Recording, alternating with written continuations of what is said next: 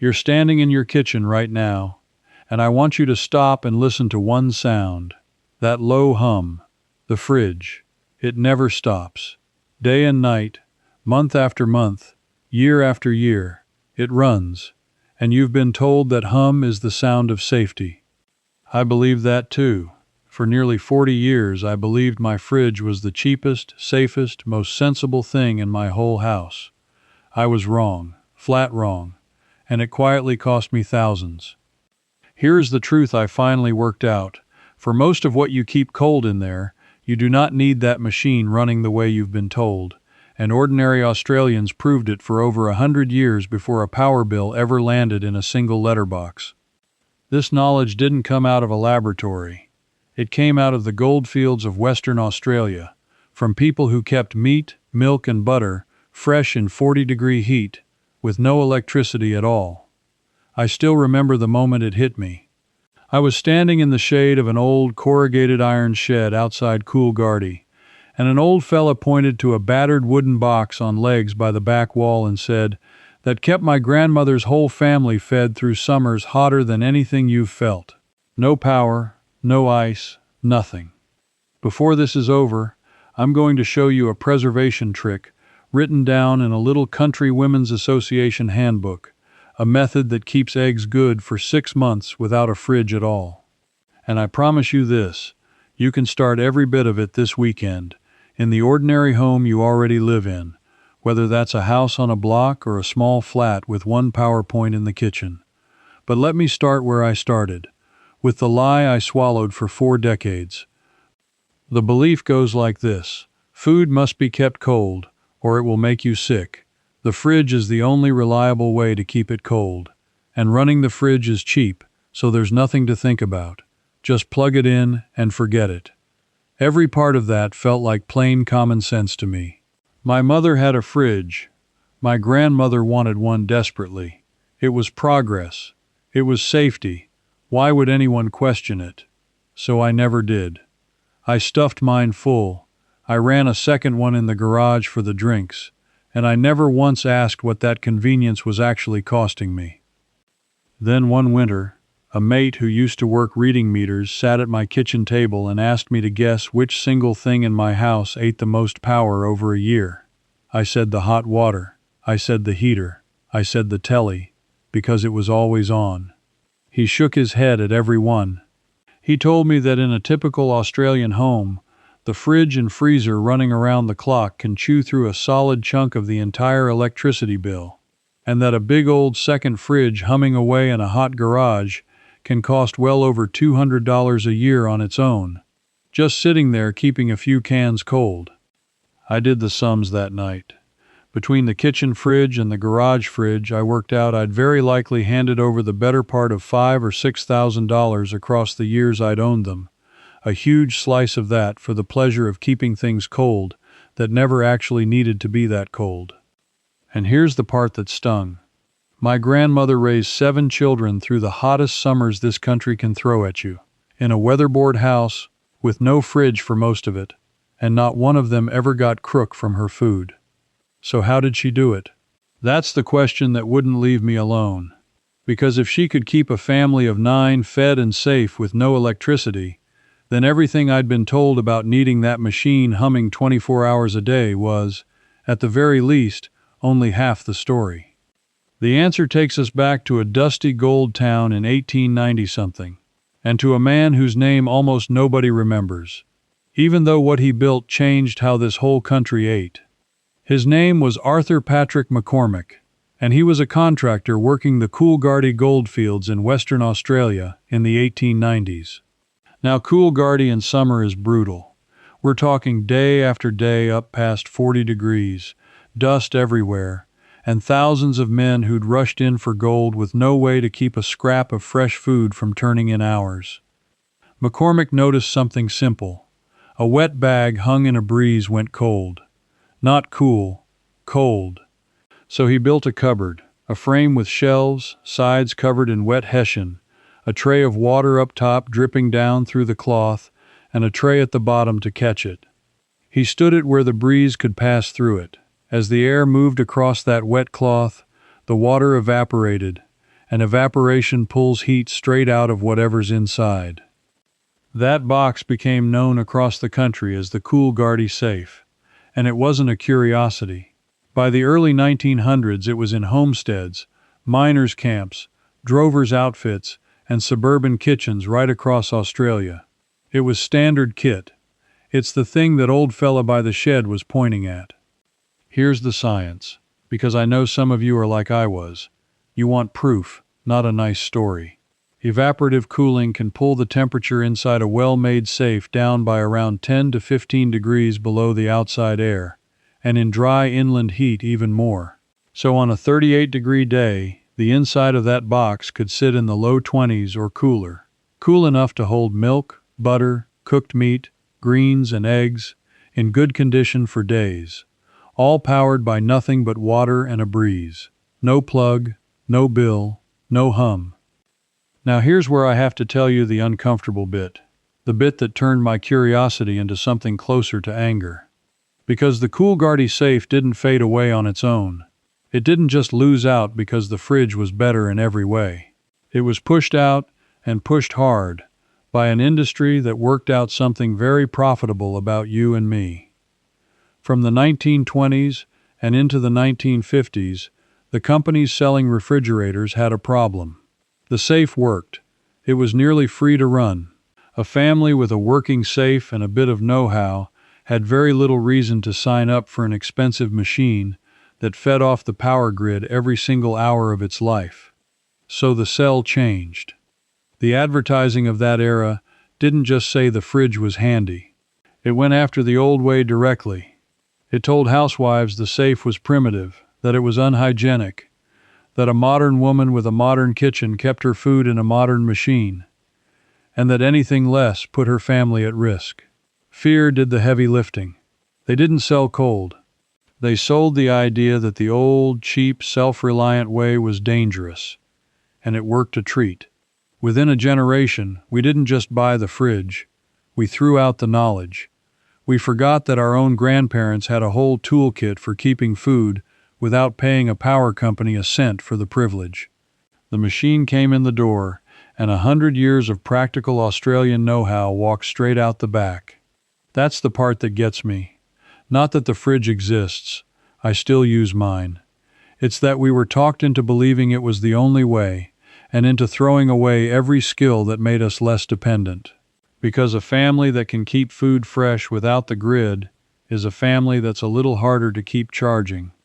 But knowing the history is one thing. Now let me show you it isn't just a museum piece, that it works, right now, in a normal home. And this next part is for the person watching me thinking, that's lovely for someone on a farm with a breeze and a shady veranda, but I'm in a unit with one small kitchen and a balcony the size of a doormat. I hear you. I want to talk to you directly, because this is exactly where the old knowledge shines, and I'm not going to leave you out. You do not need land. You do not need a tradesman. You do not need to build anything fancy. Evaporative cooling doesn't care whether you're on 10 acres or on the third floor of a block of units. It only needs 3 things: water, air movement, and a bit of cloth. Here's the simplest version, and it costs you almost nothing. Take a clay or terracotta pot, the plain unglazed kind you'd put a plant in. Soak it in water until it's thoroughly wet through. Sit your butter, or a bottle of milk, or your greens, under it or inside a larger version of it, and keep the clay damp. As water seeps through that porous clay and evaporates, it drags the heat out, and the space underneath stays noticeably cooler than the room. People in hot countries have kept food and even cool drinking water this way for thousands of years.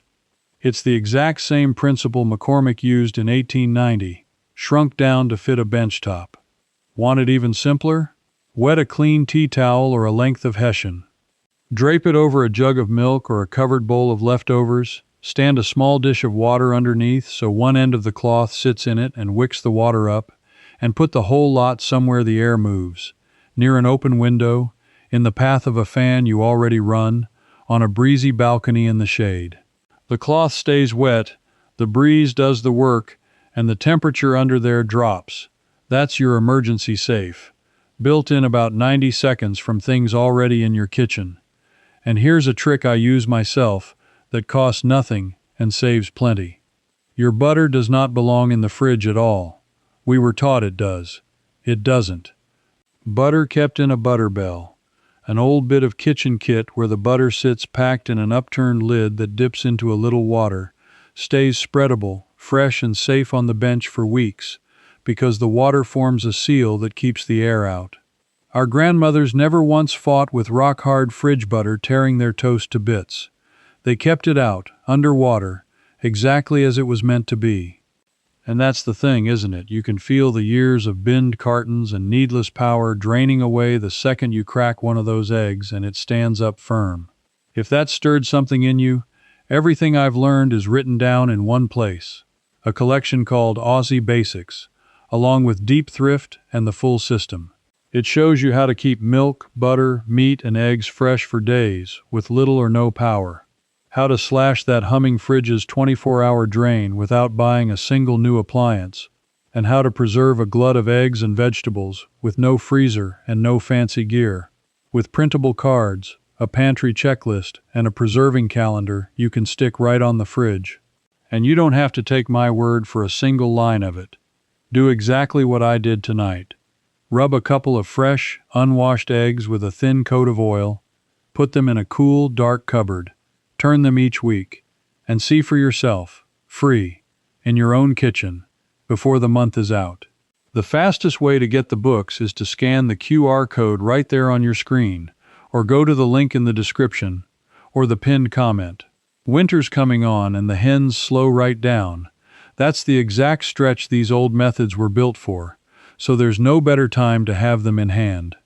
But let me finish telling you what happened when I sat there staring at that egg, because that's the moment the whole thing turned for me. Same goes for most of your fruit and a lot of your veg. Tomatoes lose their flavor and go floury in the cold. They were never meant to be refrigerated.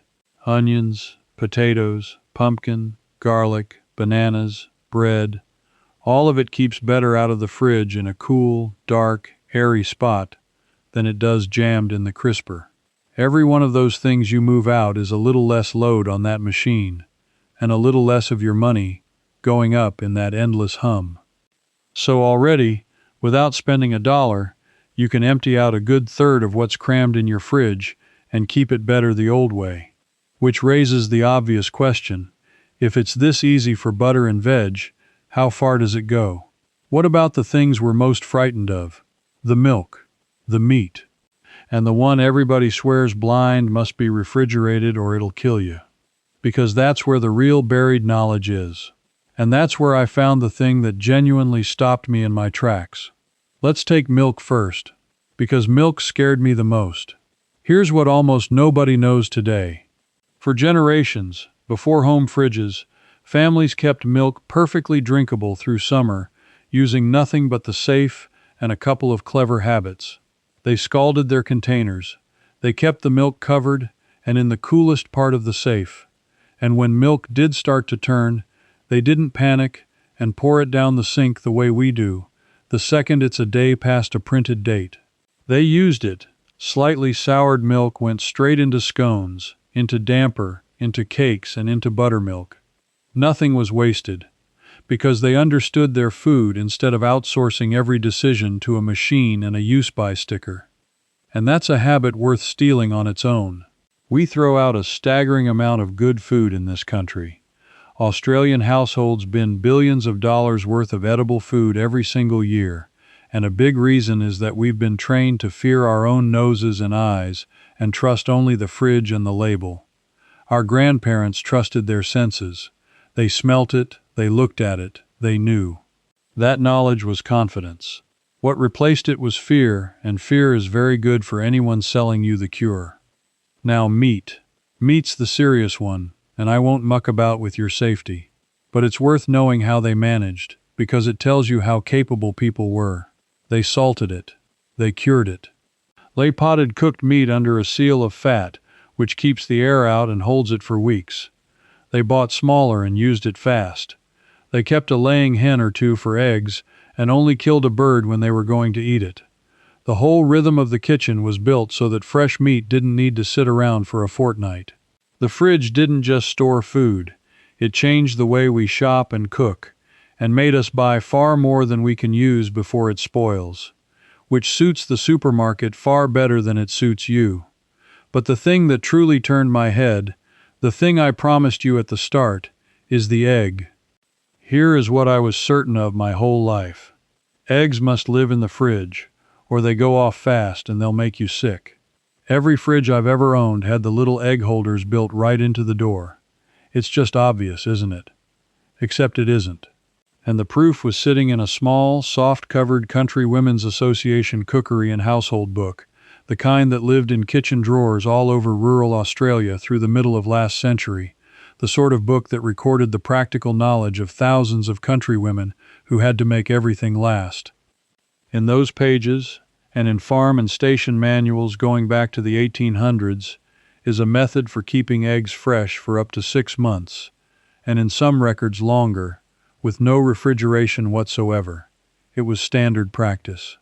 It was how you got eggs in winter when the hens slowed down.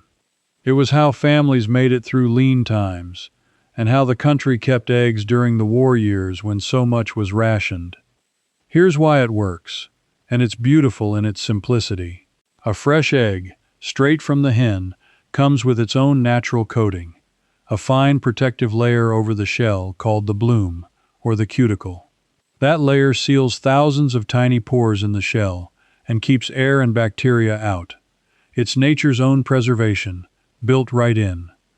Now here's the bit that made me feel a proper fool. The reason we're told eggs must be refrigerated is largely because commercially, the eggs are washed before they reach you, and washing strips off that natural bloom, leaving the shell open.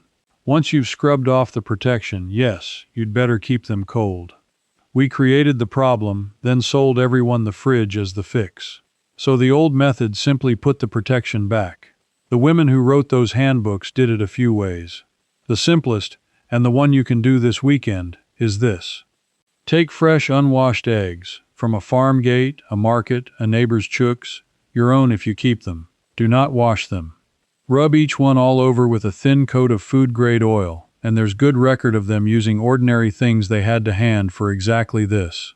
That thin layer of oil seals the pores back up, mimicking the bloom. Then you store them somewhere cool and dark, and here's the one extra trick. You turn them over every week or so the yolk stays centered and doesn't settle against the shell. That's it. That's the whole secret. Fresh eggs, unwashed, sealed with a thin coat of oil, kept cool and dark, turned now and then, and they'll hold for months. The older, even more famous version used a substance called water glass, a solution that let country families store buckets of eggs right through winter. But the oil method needs nothing you can't get at the corner shop, and it fits in a cupboard in the smallest flat there is. I tested it myself, because I'm not the trusting sort anymore. I did the oil, I did the cool cupboard, I turned them faithfully. Months later I cracked one into a pan, and it stood up firm and fresh, the way an egg should. No fridge, no power, no cost beyond a smear of oil. And I sat there staring at that egg, and I felt something I didn't expect. I felt robbed. Because this wasn't some lost secret nobody knew. It was written down plainly in a book that sat in ordinary kitchens all over this country within living memory. It wasn't hidden in a vault. It was simply allowed to be forgotten, because a forgotten skill is a skill you have to pay someone else to replace. Think about what that one method would have meant to you over the years. Every carton of eggs binned because the date passed while they sat perfectly good in the door. Every time you ran to the shop for one item because you didn't trust what you had. All those little payments, over and over, for the want of a thing your own grandmother could have told you in 30 seconds. That's the real cost of the belief I carried for 40 years. Not just the power bill on the fridge, though that's real and it's big. It's the deeper cost, the cost of forgetting that we were once capable, that people in this country kept whole families fed and safe and well, through the worst heat on earth, with a wet cloth, a breeze, a bit of oil, and their own good sense. The fridge isn't the villain. Comfort isn't a crime, and I'm not asking you to go without one. I still run mine. What I'm asking is that you stop believing it's the only way, and stop paying, in money and in helplessness, for a fear that was sold to you on purpose. Because the moment you know how to keep butter on the bench, keep your veg out of the cold, cool a jug of milk under a wet cloth, and put half a year of eggs away with a smear of oil, you've taken something back. Something that was quietly taken from you, and from your parents, and dressed up as progress. So here's what I want you to feel as you look at that fridge tonight. Not fear, not helplessness, just the quiet satisfaction of a man or a woman who's finally stopped being sold the expensive version of a simple truth.